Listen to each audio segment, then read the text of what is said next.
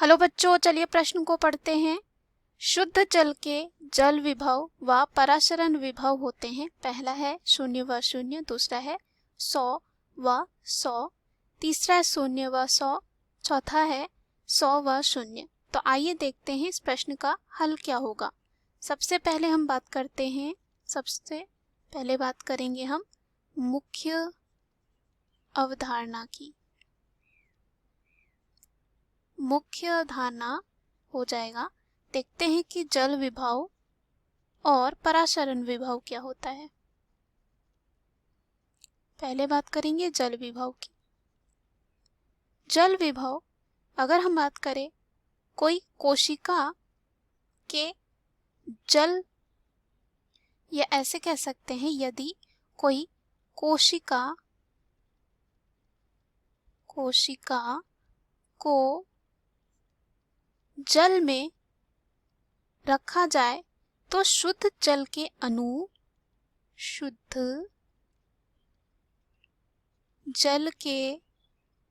अणु तथा कोशिका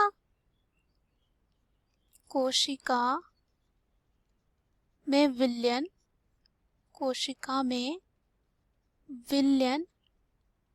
उपस्थित जल के अणुओं की मुक्त ऊर्जा के बीच के अंतर को उस तंत्र का जल विभव कहते हैं। अगर हम यहाँ पे बात करें पराशरण विभव की,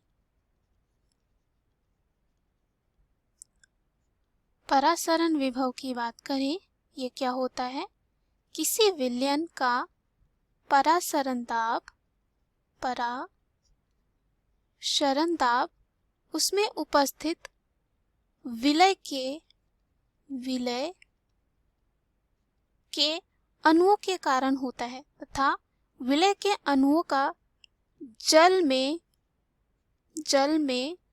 मिलने पर जल विभव कम हो जाता है। क्या कम हो जाता है? जल विभव कम हो जाता है, या कह सकते हैं कम होता है। अतः हम कह सकते हैं किसी विलयन का परासरणी दाब उसके जल विभव से कम होने का सूचक होता है। ऊष्मागतिक शब्दावली में इसे हम पराशरण विभव कहते हैं। अब पराशरण विभव का मान ऋणात्मक होता है और हो सकता है, ऐसा हम कह सकते हैं। अगर हम शुद्ध जल की बात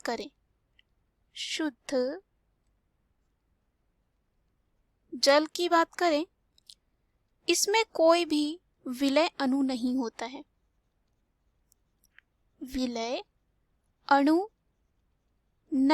है। तो इसका जल विभव क्या हो जाएगा? 0।